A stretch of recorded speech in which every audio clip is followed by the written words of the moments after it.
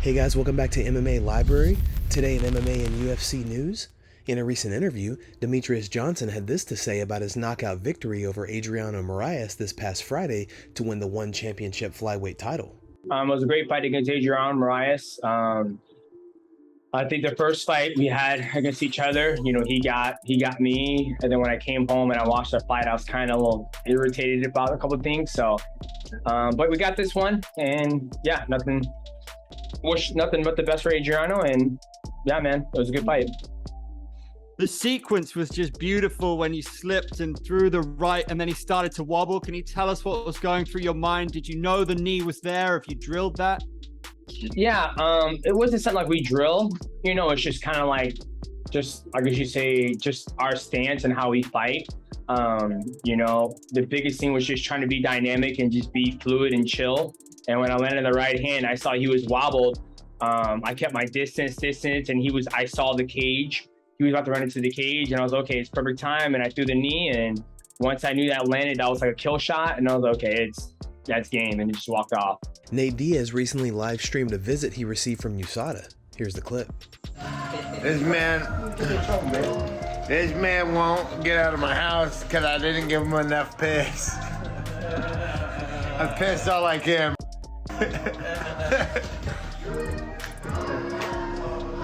How many liters do I gotta do? Liters? 2 more. I got 2 more liters of piss I gotta give him, and he won't get out of here until DK my guy, but you saw the come back in 6 hours. I'll give you 2 more. 2 more what? Liters? Milliliters? Sorry, DK. Why is that?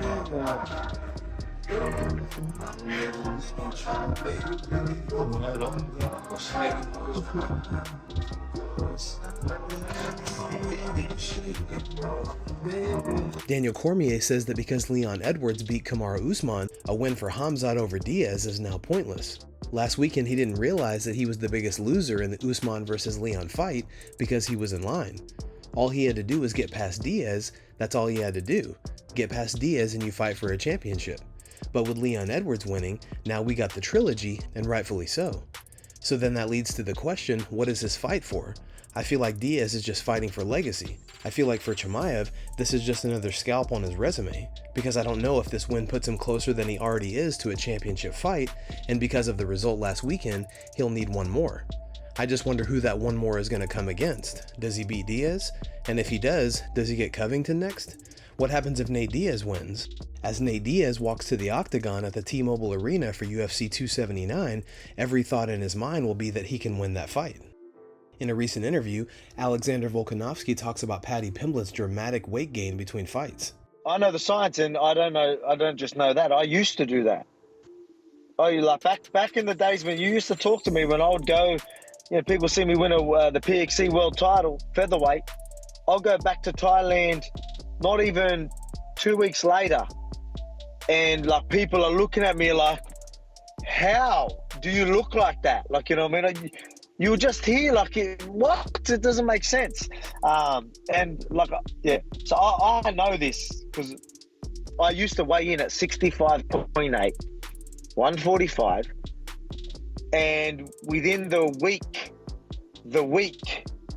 so next weekend, 86 kilograms. That's over 185 kilograms. And you used to see that. What's that? That's 185, right? 86 kg. It's well over. Sorry. Yeah, it's well over. It's almost 190. So I used to go 158. 145 to 190 in 1 week. So and it's not healthy. It's terrible.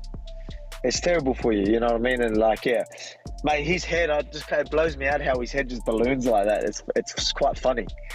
It's funny, but look, honestly, it ain't, a lot of people, maybe hearing him talking about people fat shaming him and all that type of stuff. Yeah, some people would be, but I think there's a lot of people that probably care for his health as well, because it ain't healthy.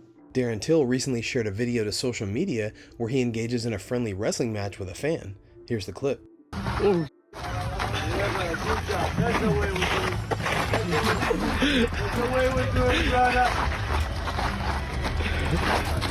Oh!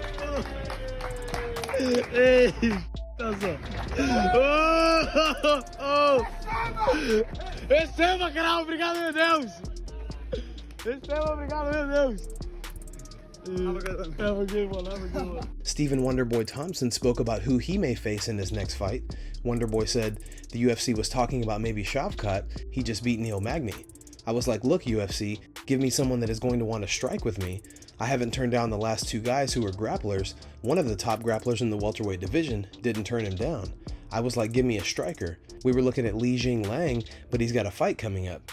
Kevin Holland, we were going to take that one, but I wanted the Madison Square Garden card, and he wanted to fight a little sooner. It doesn't make sense for me to face another heavy grappler. Let me work on my craft a little more, especially when it comes to wrestling. Hey, we're pushing it, but it just doesn't make sense. The fans don't want to see it either. They're like, dude, give Steven a striker, someone who's going to strike with him. It is what it is. That is not a fight that interests me at this point. What do you think about Wonderboy's comments? Who would you like to see him face off against in his next fight? Let us know in the comments below. In a recent video, Chael Sonnen spoke about the possibility of a Jorge Masvidal versus Conor McGregor fight. Here's the clip. When I look at George Masvidal versus Conor McGregor, I look at the most obvious fight, and I look at the biggest fight that our sport could produce. It's a fight that we don't even talk about because it's a dream fight that seems so incredible that we're not even going to get it. Truly, it does. Records would not matter. Rankings would not matter. Conor will get in there with George, and George will get in there with Conor. Neither one of them is talking about the other. Oh, and by the way, if Conor's going to show up and you can sweeten the pot by putting up a BMF, of which Conor is a BMF, right? Not everybody gets to go into that category. He does, and he's the golden goose, and he's the ticket, and he's the one that I think Masvidal specifically should be going for. But even if you want to remove Masvidal, that's still the topic. And your greatest opportunity to get something is just when other people don't want it. Would you guys be interested in seeing Jorge Masvidal defend his BMF title against Conor McGregor? Let us know in the comment section. Jorge Masvidal was recently on the receiving end of a prank. Here's the footage. Jake Paul. Oh! Justin Gaethje had this to say about the upcoming fight between Dustin Porier and Michael Chandler. There's a big fight coming up, Michael Chandler versus Dustin Porier. You've shared the octagon with both of those fighters. I'm curious how you see that fight playing out. It's all a guess. No, I'm guessing that it's going to play out a lot like my fight. I think Porier is going to be methodical. I think Chandler's going to be explosive.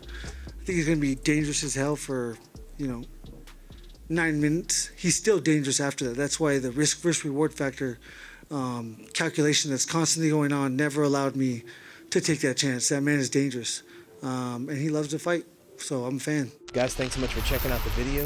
If you like the content we do here on this channel, don't forget to like and subscribe to MMA Library for all the latest MMA and UFC news.